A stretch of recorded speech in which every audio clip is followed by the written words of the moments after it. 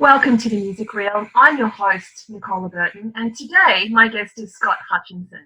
Now, Scott is Hutchinson Builders, Australia's largest privately owned construction company.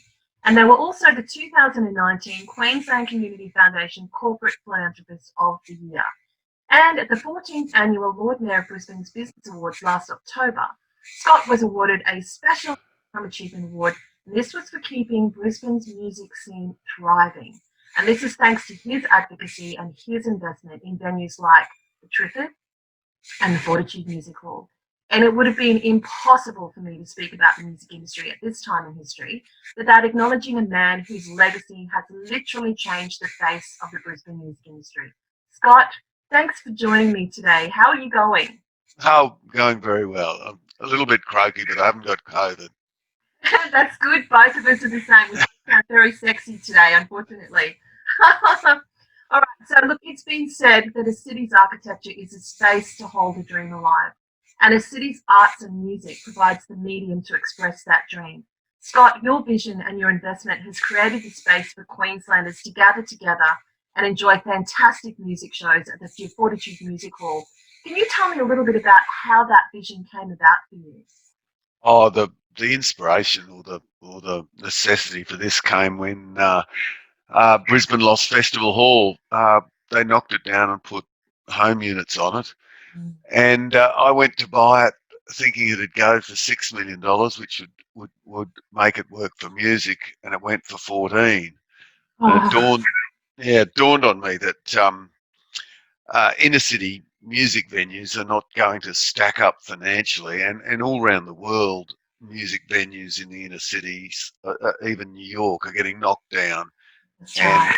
replaced with residential. So that was the genesis of it, and that was 2003. So, you've invested in the physical life space so that our city can create this music hub. And you've mentioned New York. They still do have, the Broadway section, and you've got West End in London. And as we watch Victoria struggle with their second lockdown and New South Wales begin to restrict their numbers in pubs again, look, it's clear that costs for venue operators are going to be astronomical. So, what's your take on possible, perhaps alternative business models so that music industries perhaps could partner with the communities? So, the city, other industries, tourism, charities, perhaps, find some sort of way for a community to get together and invest and benefit. Otherwise, I just don't know how we're going to recover from these lockdowns. What are your thoughts, Scott? Um, I don't have very deep thoughts about it because uh, really Hutchies is just a landlord of music venues. We took the Yeah, financial hit to make it happen. It's our tenants. We don't run the venues. It's our yeah, tenants, Live Nation and Triffid. They came up with it all the way from the name of the place up to how many people should be in there. yeah. So I'm again. I'm probably going to take the position of, look, what do we need to physically to make this happen. I don't have the skills that the people that run Splendor in the Grass and Due Process do. They're the ones with the real skills. And they've done an incredible job, haven't they, of actually creating something out of nothing. Like, it's a hallmark of our industry, isn't it? Well, they have. When I said to Paul Patico that I wanted to create Festival Hall, he said, if we created Festival Hall exactly, we'd be strung up. It's Festival Hall wasn't a good venue. It's just the good bands played there because it was there. That's We right. had to do something a lot better, and we have. Oh no, it's great, and I think it is a sign of things to come. Creating this, because you're creating a bit of a music hub, aren't you, in the valley? We've got six. There's six venues all up, but I didn't create it. The hub is already there. The Yeah, number of music venues in the valley is quite unique, and that's why Brisbane continually has Australia's music conference, Big hmm, Sound, and yes. that's why Sydney and Melbourne would struggle to take it off us because um, they don't have the music venues in that concentrated area, and we do. Well, we're very lucky, and I guess the most important thing, Scott, is to keep them alive, so that when we get Yes. this lockdown, we can continue on our merry way. I mean, my agency turns 30 today, 30 years. Oh, congratulations. Brisbane. But I can't believe we're still here, to be honest. I mean, we've gone through the GFC, we've gone through the lockout laws, and I wonder if I got my license today and I was about to start my 30 years, what would it be like, the music scene in Brisbane? So you're a music fan. What Yeah. is something that you'd like to see in our sector in Brisbane moving forward from the perspective of a music fan? Which act I'd like to see? Well, which act? What would be some really cool experience that you've never had watching live music in Brisbane? What do you think Well, would be really cool to do? I actually don't have a lot of vision. What I'd love to do is have the Livid Festival back. Again, I'm only creating something that recreating something that Brisbane lost. Yeah. I haven't. I've tried to bring it back, but it's very, very hard to get people to take on a music festival. Firstly, it has to start small and grow. That's right. And it's very easy to collapse one. I don't exactly know what happened to Livid, but I miss it. I miss it badly, and that happened in 2003 as well. It was a Well, look, I bad think year. we've had a few of those bad years, haven't we, Scott? 2020 is going to go down in history for sure. Yes, yeah, but we can come back from this. It took us agree. a long time to come back from losing Livid and losing Festival Hall. It was horrendous. Well, as you said, we have to get a music festival back on its feet. We've got to start small again, and that's the good thing. I guess we're all kind of starting again. But I wanted to sort of take you back to Festival Hall. What was the first concert that you actually went to? Ah, it's not that cool. Status Quo. That is cool. Yeah. That is cool. I went there as a 14-year-old. I bought one ticket myself. I just wanted to see them.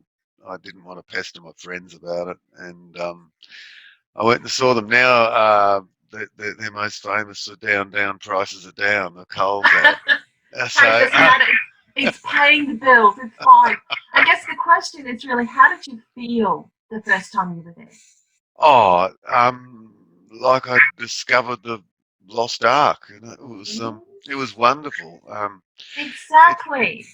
I just said I was hooked, and I didn't, unfortunately, get into the small bands that were playing in pubs and things. I didn't have the knowledge or the contacts to hear about that. So Yeah. really, my music experience in Brisbane was Festival Hall. Oh no, I love it because I think it's about how you feel. It's when you're in a place like that and you see that band on stage. It's all of the sensations that you feel, and that's what you remember in your memories. Yes. I was dragged along to see ELO. That was the first show I went to. Oh, really? And they had the big mirror ball in the middle, and Yes. talking about this great crazy technology, which is nothing when you think about it now. But I think those early memories drove me in my business because I wanted to create the live show experiences that other people could feel the same way that I did. I remember ELO getting panned for having a backing track at their concerts because some of their music was too complex to recreate, and they got panned for it. And yet, much of today, nearly everything has not everything, but DJs on stage are a par for the course. Exactly. But ELO got slammed for it. But ELO were innovating. They were setting up the for everyone else, right? Well, yes. No, well, Scott, I really wanted to talk to you today to hear about, I guess, your experience because you are a voice in our scene. Even though you just call yourself a landlord, you're an important voice because you've actually invested in it and you love it.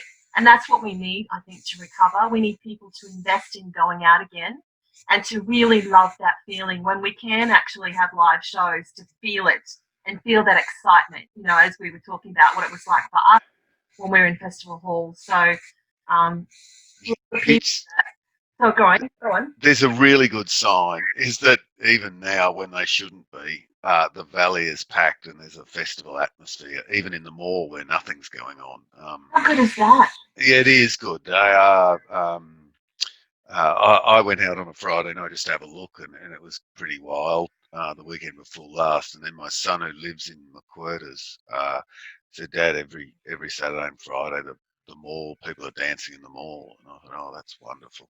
Well, as long as we don't have Yes. a second wave here and everyone's being super safe, I think that's a good sign for Brisbane. And it's almost like if we're really smart, we can leverage this and we can capitalise on, what's going on with Victoria and New South Wales to really boost Brisbane. Because I believe, and I might be biased, but I think we should be the centre of music in this country. In some ways we are. And we'd like to continue that, wouldn't you, Scott? Oh, yes, we would. Yes. Well, Scott Hutchinson, thank you for take two and for taking the time to talk to me. And I hope that you feel better and enjoy the rest of this wonderful Brisbane winter day. Thanks, Scott Hutchinson. Thank you. My pleasure. Okay. Cheers.